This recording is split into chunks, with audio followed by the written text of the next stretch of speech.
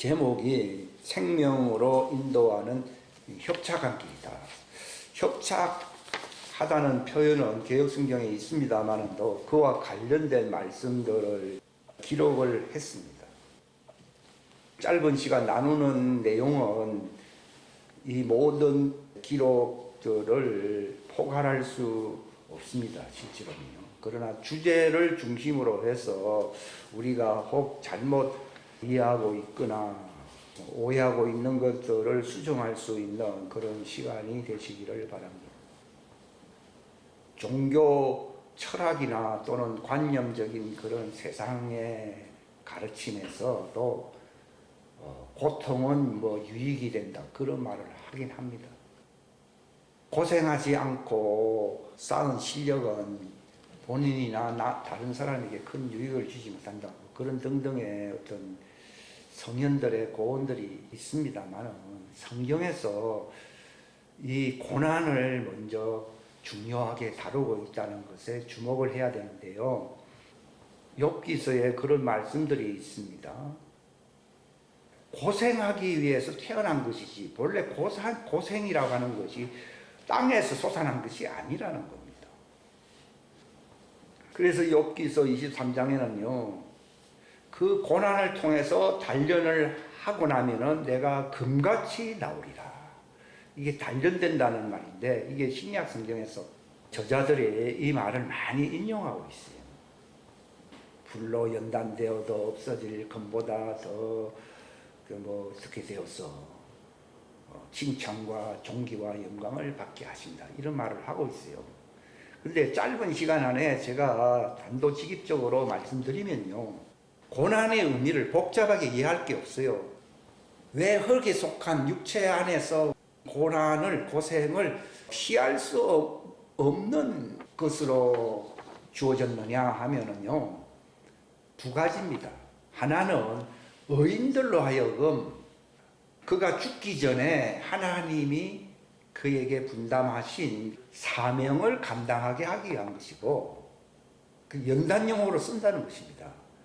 그리고 그것보다 더 큰 목적은 두 번째인데 티끌과 같은 어떤 잡것이 먼지가 같은 것이 다 제거가 되어서 완전한 자로 만들어야만이 부활한다는 거예요. 부활.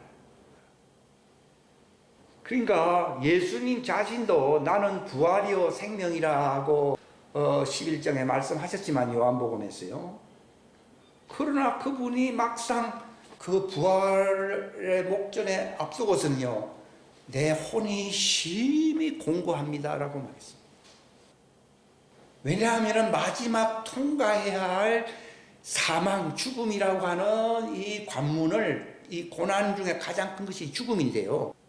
이걸 통과해야만이 아버지의 이름을 영화롭게 할 수 있는 그런 영광스러운 존재가 된다는 것입니다. 이게 요한복음 아까 읽었던 12장에 기록되어 있어요.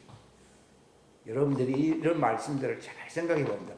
예수님은 그냥 우리도 잘 모르게 이 땅에 오셨다가 싹 가시면요. 참 편안하게 오셨다가 편안하게 가신다 생각할 겁니다.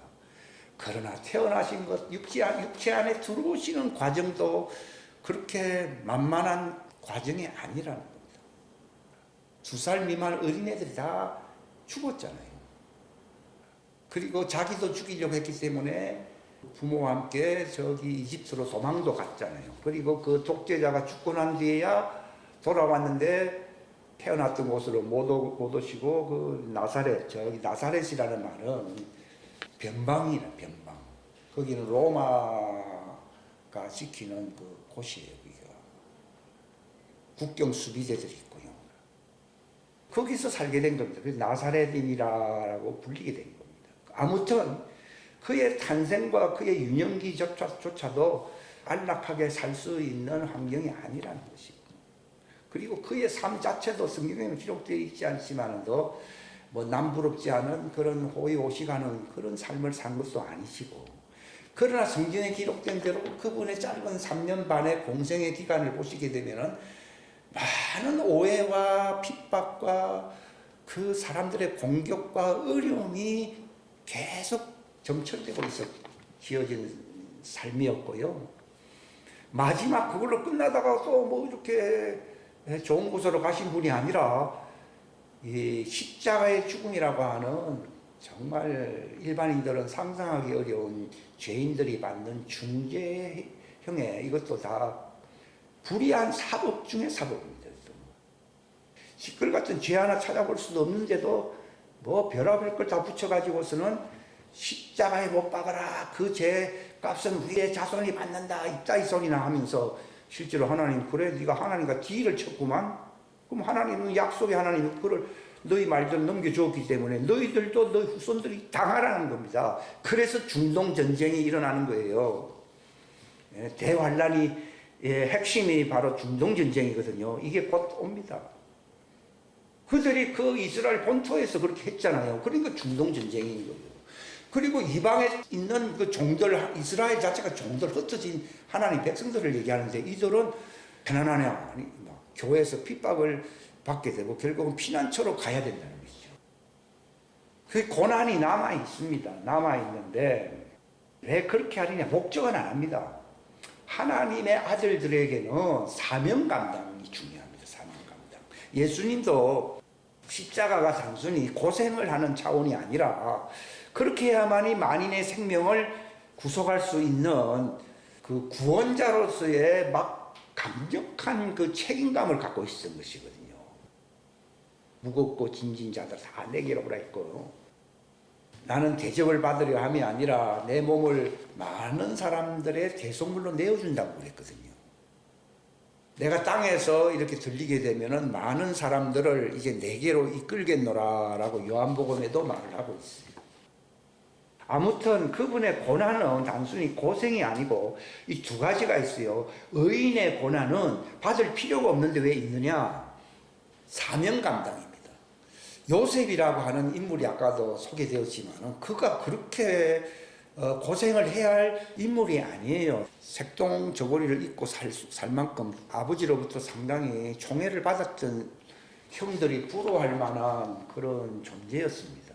그러나 그 인간의 생각대로 이렇게 이끌린 게 아니고 하나님이 형들의 마음을 격동시켜 가지고서 죽을 뻔한 데서 살아나게 해 가지고서는 그것도 이집트로 노예로 팔려가서 종살이하고, 물론 중간에 뭐 잘해서 잘 될 뻔도 했는데 누명을 뒤집어 쓰고서는 감옥에 들어가서, 이 감옥에 들어간 것이 시편에 보게 되면 하나님의 뜻이 이루어진다고 되어 있어요. 하나님 말씀이 성취된다는 것입니다. 그때 그게 하나님 말씀이 성취된다는 말이 사명 감당이에요. 의인들의 고난은요, 물론 자기가 잘못한 것은 어릴 때 있었어요. 그러나 하나님은 끝까지 그렇게 정말 무지막지하게 앞이 캄캄한 절망의 절벽 속으로 몰아넣는 이유는요, 사명 감당입니다. 그걸 가리켜서 하나님의 말씀이 성취되게 한다는 겁니다. 바울 선생도 뭐라고 말했는가 하면, 내가 이렇게 고난을 받는 것은 하나님의 말씀이 성취되게 하려 함이라 이렇게 되어 있어요. 사도 요한이 밤모섬에 유배가 되는 것도 다 사명 감당, 요한계시록 마지막 때 이어질 날을 하나님이 보여주시고 그걸 기록에 남기게 하려고 그렇게 마지막을 왜 오래 살게 했느냐? 오래 살게 한 것도 다 마지막 때를 보게 하기 위한 그 하나님의 부르심의 목적인데, 이 하나님의 부르심의 목적, 이게 사명 감당하고 관련이 직결되는 것인데, 이것이 하나님의 말씀이 나에게 성취되게 하는 거예요. 예수님께서도 아버지 이름을 영화롭게 하옵소서라고 한 말은요, 아버지께서 나를 통하여 이루시고자 하시는 당신의 말씀이 성취되기를 바랍니다 하는 말입니다. 그게 아버지 이름을 영화롭게 하는 거예요. 그러니까 바울도 그랬고, 다 이게 의인이다, 하늘나라에서 예수님과 함께 통치할 신부가 된다고 하는 것이 그냥 교회에서 인정을 하기 때문이 아니고, 교회에서는 도리어 버림받을 수 있어요. 야곱 집안에서 요셉은 버림받았어요. 하나님이 인정한 사람인데, 이 사람은 뭘로서 사명 감당할 신부냐 하면요, 고난을 통해서 하나님이 자기 말씀을 성취시킨다는 겁니다. 하나님이 왜 성령을 주시느냐? 성령 안 주어서 그들은 그 자체로서 참으로 선한 사람인데, 의인이라고 하는 성령을 받아서 하나님의 뜻을 이룰 때 의인이라고 하는 거예요. 이 성경에는 보면요, 선한 사람을 위해서는 이렇게 희생하는 사람이 있지만 의인을 위해서는 그렇게 하는 사람이 별로 없다는 거예요. 이게 무슨 말인가? 세상적으로 유명하고 존경하는 사람은 그 사람을 위해서 충성하는 것은 그렇게 어려운 일은 아니라는 겁니다. 그러나 하나님의 은밀하신 목적 뜻을 이루기 위해서 감옥까지 들어가고 십자가까지 지게 하는 사람을 위해서 내가 모든 충성을 바치는 것은 쉬운 일입니까? 선인을 위해서는 혹 희생하는 사람이 있을지라도 의인을 위해서는 그렇게 안 한다고 하는 말은 그게 무슨 말인가? 뭐 의인이라고 하는 것은 하나님의 사명을 감당하기 위해서 그렇게 사는 사람을 얘기하는 거예요. 예수님이 바로 하나님의 사명을 감당하는 거잖아요. 아버지의 뜻을 이루기 위해서 사는 사람인데 예수님을 위해서 십자가를 위해서 눈물을 흘리면서 내가 대신 달리겠다 그렇게 말한 사람 별로 없잖아요. 베드로도 다 도망가 버렸잖아요. 왜냐하면 하나님의 뜻이 자기에게도 계시로 오기 전까지는요, 예수님을 위해서 부여할 수 있는 그런 능력이 한계가 있다는 걸 얘기하는 거예요. 베드로도 주여 죽지 마소서 이런 말을 해도요, 딱 예수님이 못 바뀌니까 도망가 버린 거예요. 그러니까 선한 사람은 말 그대로 세상적인 표준을 얘기하는 것이고, 의인이라고 하는 것은요, 저 사람이 무슨 의인이요? 요셉을 의인으로, 노예같이 사는 그 사람을 의인으로 취급한 사람이 있을까요? 나는 없다고 봅니다. 근데 하나님이 자기의 목적을 위해서 만민의 생명을 구원하려고 하나님이 꿈을 해몽하면서 딱 나타나게 될 때에 그가 하나님의 아들로 나타난 거예요. 예수님도 십자가살이 죽고 난 뒤에 예수님이 오해를 샀다고 생각하는 사람도 있었지만요, 아이고, 예수님도 좀 너무 한계를 벗어났구나. 이렇게 생각하는 사람들이 많았어요. 예수님을 동정하는 사람들이 많았다고요. 근데 그가 하나님의 아들이라고 인정된 것은 무엇으로서 인정된 것입니까? 그가 죽은 자 가운데서 어떻게 됐어요? 부활한 거예요. 요셉은 아직 예수님 오기 전에는 그가 바로 왕의 총무 대신으로 부활했잖아요. 이거는 부활이라고 하는 건 아닌데 아니 예표적인 것이죠. 노아가 산에다 배를 만들 때 사람들이 미친 영감 안 놀렸겠어요? 근데 그가 의인이었다는 것은 무엇으로 증명됐습니까? 홍수가 와서 배 안에서 딱 살아나고 위로 딱 떴을 때에 이게 부활을 상징하거든요. 요셉이 높은 지에 올라갔잖아요. 이게 부활이잖아요. 예수님 부활은 아니지만. 예수님도 하늘 왕국에 들어갔어요, 안 들어갔어요? 그러니까 우편강도가 당신의 왕, 의인이니까 의인을 알아봤어요, 안 알아봤어요? 아니, 십자가에 못 박히는 강도가 무슨 의인입니까? 이것은 세상적으로 보면 악인입니다. 그러나 하늘나라에서는 하나님의 뜻을 알고 있기 때문에 무엇입니까? 의인입니다. 좀 이상합니까? 그러니까 어떤 사람들은 저 사람은 구원받을 것이다 했지만도 안 받을 수가 있고요. 저 사람은 구원하고는 관계가 없다 한데 그 사람은 의인일 수 있어요. 아무도 모릅니다. 십자가 우편 강도가 겨우 구원받으면 참 기적이 일어났다고 했는데 그가 첫 번째 낙원에 들어갔어요, 안 들어갔어요? 예수님과 함께 들어갈 수 있는 의인이 된 것은요, 뭐라고 얘기했습니까?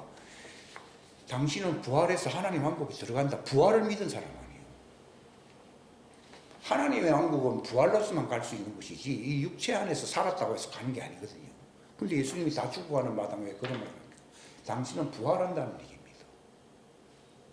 누구든지 예수를 죽은 자 가운데서 살아났다고 시인하면은 그는 구원을 받는다는 말이 있어야 있어요. 있잖아요. 있잖아요. 로마서 10장에. 그러니까 우편강도가 그런 사람이요. 굉장한 사람이요. 근데 지금까지 성경 읽으면서 십자가 우편은 아이고 재수가 좋네. 아브라함의 품에 간 게 아니라 낙원에 갔다니까. 의인들이 가는 곳이요. 아브라함 품에는 누가 갑니까? 의인이 가는 곳이 아니고 선한 사람이 가는 곳이에요. 선한 사람이 갔다고 해서 절차가 끝났습니까? 광야에 가서 구원받아야 됩니까? 광야에 가서 구원받아야 의인이 된다고 나오잖아요. 그때 의롭게 되리라고 나오잖아요. 부활은 의롭게 되지 아니하면 절대로 부활하지 않습니다. 선한 사람이라고 해서 부활하는 게 아니고 그냥 임시거처로 아브라함 품에 가 있습니다. 그러나 하나님 표를 줬고 그에게 덮개를 씌워줬어, 안 씌워줬어? 죄가 가리움을 받았어, 안 받았어요? 가리움을 받았고 그를 이제 광야로 데리고 가서 3년 반을 양육한다고 되어 있잖아요. 그때 그들이 어떻게 됩니까? 그 광야에서 고난받으러 가거든요. 도리어 정도는 입장에서 좀 편안하게 살 수 있습니다. 왜 하나님의 아들들은 고생을 합니까? 육체 안에서 부활해야 되기 때문이에요. 육체 안에서 영의 부활을 경험한 사람들이 낙원에 가는 거예요. 의인이라고 하는 것은 육체 안에서 영의 부활체를 갖고 있을 때, 이걸 부활체를 갖고 있을 때 의인인 것이지, 그저 착한 사람이라고 해서 낙원에 갈 수 있는 의인이 될 수가 없습니다. 그러니까 선한 사람이라 할지라도 의인이 되지 아니하면은 하나님의 왕국에 갈 수가 없습니다. 왜 광야 예비처가 필요하냐? 그들은 에게에서 선한 사람이 되었지만은 죄를 벗어야 돼, 안 벗어야 돼요? 죄를 불러서 씻어낸다는 말이 있어야 됐어요. 이사야 4장 4절에 보면 나오잖아요. 씻어내가지고 의인이 되어 여자 부활체가 되어 새 예루살렘 성으로 들어가야 구원을 받는 거라고. 이 구원관이요, 정말 저도 깜짝 놀랍니다. 아, 이거는 옛날 어떤 전통적인 어떤 구원관 이 교리를 완전히 뒤엎는 거예요. 근데 이것이 왕국 복음이에요. 아브라함 품에 들어가서 다 끝났다고 하는 것은 왕국 복음이 아닙니다. 아브라함 품은 왕국이 아닙니다. 근데 오늘날에는 죽어서 천당 갔다고 해서 아브라함 품에 가서 천당 갔구나 하고 왕국 복음이라고 생각해야 생각하네요. 그 자체가 틀려먹은 거거든. 육체 안에서 고생을 많이 하는 이유가 어디 있습니까? 부활체가 되어야 돼요. 의인들은 고난이 많다 그랬어요. 왜 많은가 하면요, 네 속에서 육체의 죄를 벗어야 돼, 안 벗어야 돼요? 벗고서 새로운 의의 영의 부활체가 되어야 된다는 겁니다. 계란으로 얘기하면요, 종들은 그냥 먹는 계란입니다. 그러나 의인들은 수정란이 되어서 이제 뿅아리가 나오는 계란입니다. 여기 차이입니다. 속에 뿅아리가 곧 나올 수 있는 계란과 식용유 계란은 다릅니다. 요거는 뿅아리가 나오고 싹 분리하거든요. 이게 남자예요. 왜냐하면 병아리 씨가 들어가 있으니까. 그 유정란이라고 부르는 거예요. 물론 유정란도 실패할 수는 있어요. 그러니까 말씀을 지키라고 하는, 말씀 지키라는 말은 유정란으로서 뿅아리가 되라는 얘기입니다. 그게 없으면 말씀 지키, 성경이나 달달달 외우면 안 됩니다.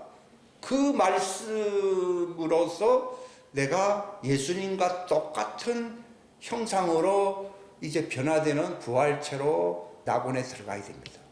이게 영의 부활체로서 가는 것이 낙원이고요. 육체 안에서 다 끝나가지고서 낙원 갈 필요도 없이 그대로 부활에 올라가는 걸 휴거라고 부르는 겁니다.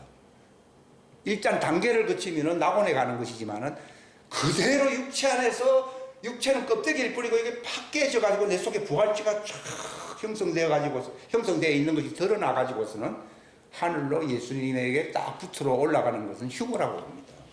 이거는 아주 상식적인 이야기고요. 이것은 하나님의 의인이 되려고 하는 사람은 알고 있어야 됩니다. 나는 유정란인가? 무정란도 구원받습니다. 근데 이건 여자입니다. 무정란은 씨가 없습니다. 그들은 광야 예비처에서 보관이 잘 되고 정화가 되어서 접붙임을 당하려고, 그 남자 부활체에 접붙임을 당하고, 그러니까 하나님의 아들은 육체 안에서 부활체가 되는 게 그렇게 중요한 겁니다. 십자가 우편 강도 그랬잖아요. 성령도 밖에서 지었는데 너 나와 함께 낙원에 가자 그러잖아요. 그 낙원 자체가 하나님의 영이 있는 곳이니까 또 부활절을 오순절을 맞이하려고 마가다락방에 갈 필요가 없습니다. 성령 안 받는 게 아니라 못 받는 사람은 아브라함 품에 가지만은 성령 받아서 부활체가 되어서 이제 예수님과 달라붙는 일만 남아있는 과정에 있는 사람들은 낙원에 가는 것입니다.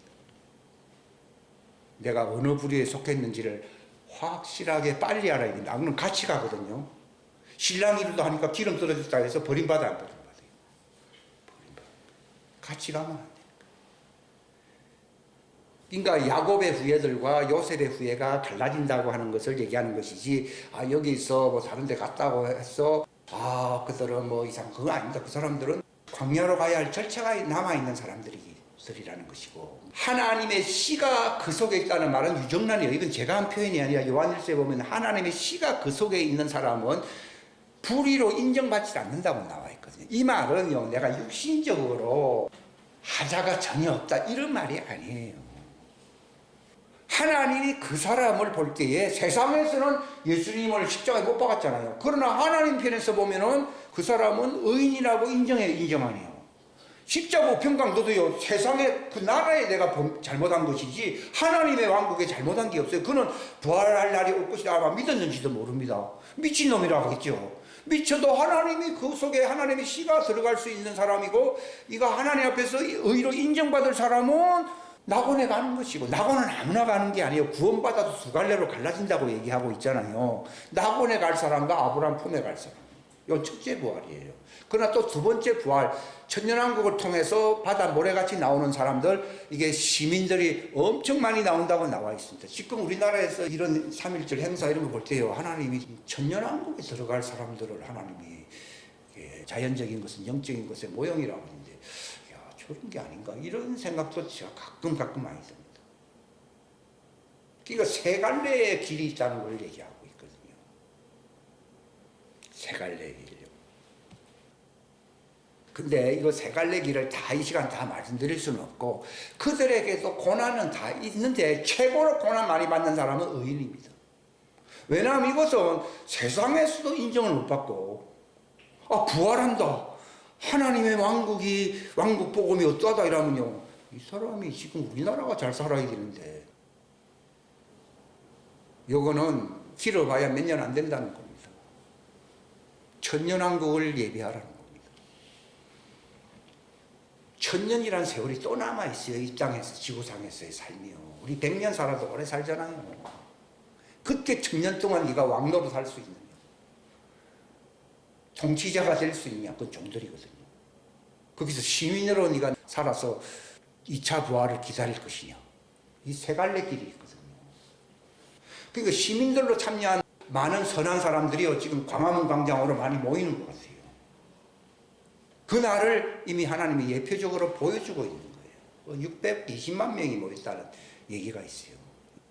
하늘에서 바라본 그 관측에 한 AI 판독에 의하면은 이쪽 저쪽 합쳐가지고 620만 명이다. 이거는 단군 이후로 처음이다, 이런 얘기가 있어요.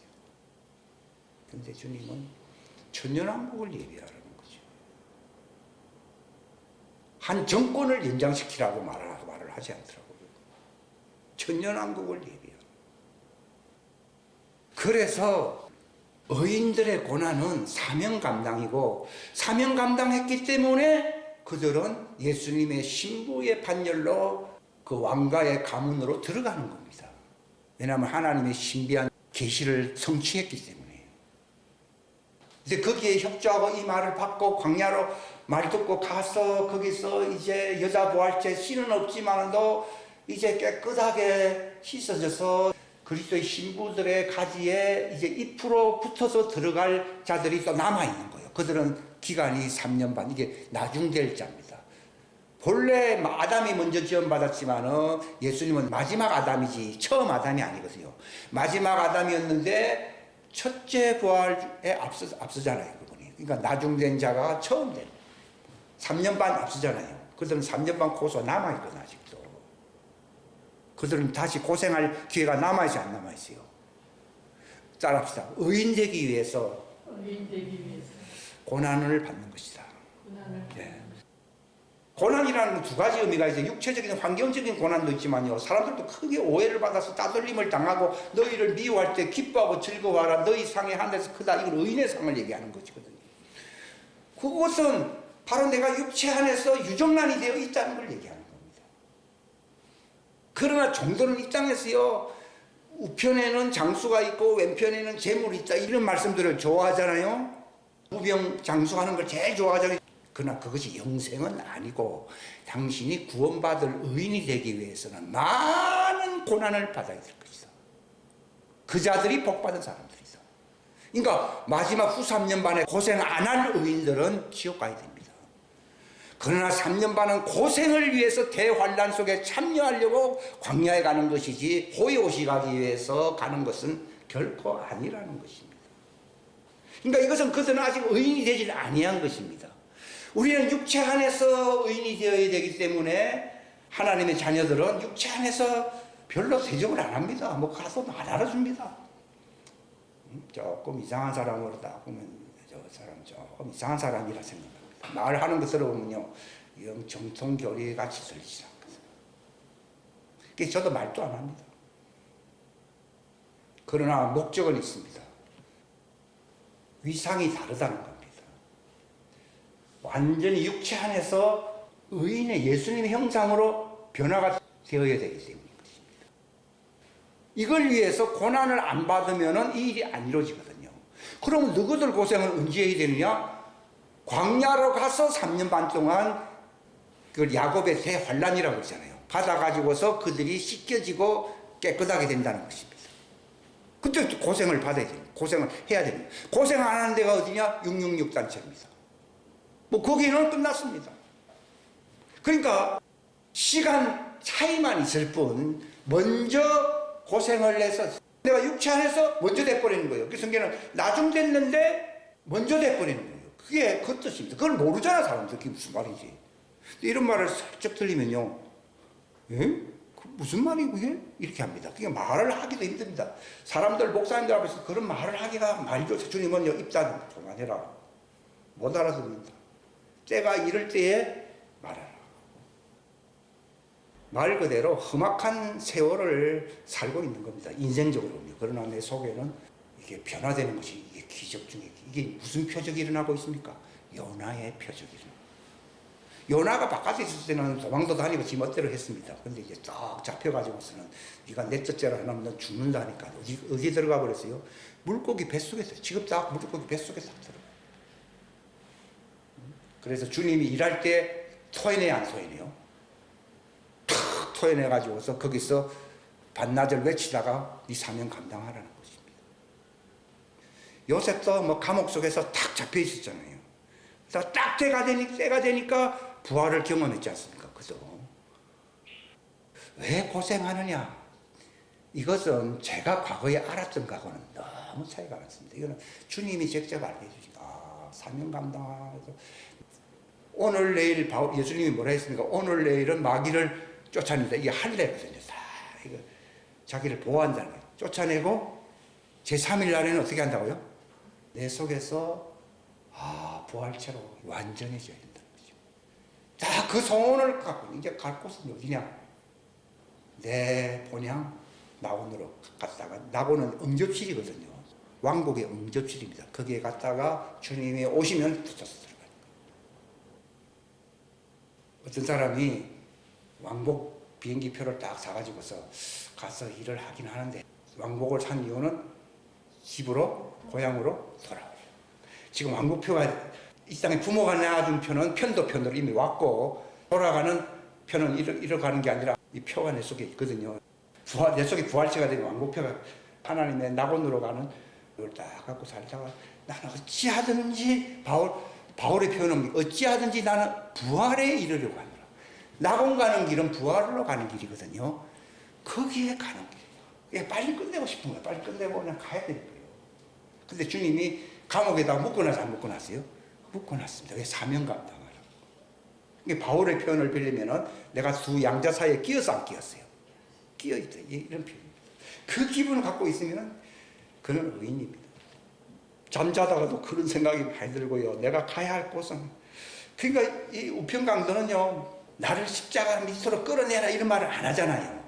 왼쪽에 있는 사람은 땅이 고향이니까 아이고 니도 살고 나도 살고 나를 밑으로 내리라 하고 했지만요, 우편강도는 조용히 해라. 이 사람은 죄 없어. 왜 이 사람을 비난하느냐? 마치 언제부터 예수님의 옹호자가 됐는지 말이에요. 응? 하고는 주여.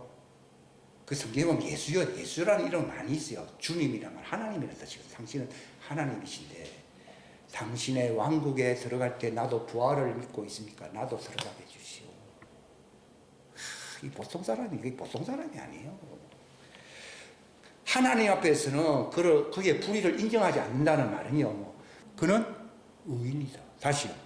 그의 불의를 인정하지 않는다는 말은 그가 뭐라고요? 의인이다. 그런데 뭘로 의인 됐습니까? 이 땅에 착하게 살았기 때문에 의인입니까? 하나님의 왕국의 신비를 믿음으로 갖고 있어서 안 갖고 있어요. 갖고 있었잖아요. 그러니까 그게 믿음으로 구원받는다는 말이에요. 사람들은 착하게 사는 걸 믿음이라 생각하거든요. 아니에요. 우리가 너무 잘못 알고 있는 게 너무너무 많습니다. 그러니까 고생은 있는데 의인들에게 용도로 쓰이는 고난이 있고요. 선한 사람 만들려고 하는 고난도 있는데 그들은 마침내 의인 되기 위해서는 엄청난 대환란을 받아야 될 고난이 있다는 것을 성경은 분명하게 말을 하고 있습니다. 그렇기 때문에 악인들은 어떻게 죽는다고 했습니까? 태어날 때부터 죽을 때까지 호의호식하면서 편안하게 사는 사람은 화 있을진저 이렇게 말을 하잖아요. 그들은 고난과 아무 상관이 없고 고난이 없다는 말은 부활과 아무 상관이 없다는 것입니다. 미끄러지듯 미끄럼틀에 두어서 안 두었어요. 시편 지난번에 읽었던 73편을 읽어보시면 그걸 알게 될 것입니다. 고난은 반드시 필요합니다. 왜냐하면 이것이 내가 육체가 있기 때문에 육체와 내 영이 하나님의 창조의 속사람이 구별되기 위해서는요. 고난이라고 하는 그 공기가 없는 걸 뭐라 그러죠? 진공 상태가 필요하다는 거예요. 그래서 이게 왔다. 진공 상태가 있으면 싹 분리가 되거든요. 꼭 필요한 것입니다. 기도하겠습니다. 하나님 아버지 감사합니다. 귀한 시간 주셔서 감사합니다. 성령님의 확정적인 말씀으로서 각자의 마음에 깨달음을 갖게 하시기를 원합니다. 사람의 말로 설득되는 수준이 아니라 성령의 계시의 말씀으로서 진리가 우리 속에 확실하게 우리에게 접붙임될 수 있는 시간이 되게 하시옵소서. 하나님의 말씀으로 진리로 정말 나의 속사람이 육체의 사람과 구별되어 완전하게 구별된 의인들이 되는가 하면 육체 안에서 선하다고 하는 사람들은 잠시 믿음을 통해서 아브라함 품에 있을 수 있지만 그들이 의의 부활체가 되기 위해서는 또 3년 이상의 양육받아야 할 장소가 성경에 필요하다는 것을 말을 하고 있습니다. 우리로 하여금 이 하나님의 왕국의 놀라운 진리를 깨닫게 하사 자신의 부르심에 우리가 완벽하게 순응하며 순종할 수 있는 남은 삶을 살 수 있도록 인도하여 주옵소서. 함께 하시기를 바라옵고 주 예수님의 이름 받들어 간절히 기도하옵나이다.